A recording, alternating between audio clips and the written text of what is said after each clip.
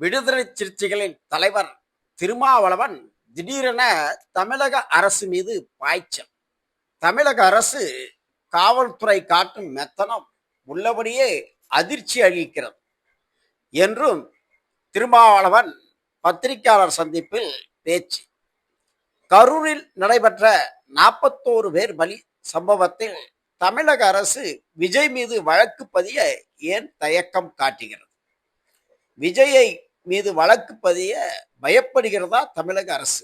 குஷி ஆனந்த் மீது வழக்கு பதிவு செய்த தமிழக அரசு தேர்தல் பிரச்சார மேலாண்மை பொதுச் செயலாளர் ஆதவ் அர்ஜுனா மீது வழக்கு பதிவு செய்வோம், அதேபோல் அருண்ராஜ் மீது வழக்கு பதிவு செய்யாமல் இருப்பதும் ஏன் என்று கேள்வி எழுப்பியுள்ள அவர், விஜய் மீது வழக்கு பதிவு செய்ய தமிழக அரசு அச்சம் கொள்கிறது என்று தமிழ்நாடு அரசு மீது குற்றம் சாட்டியுள்ளார்.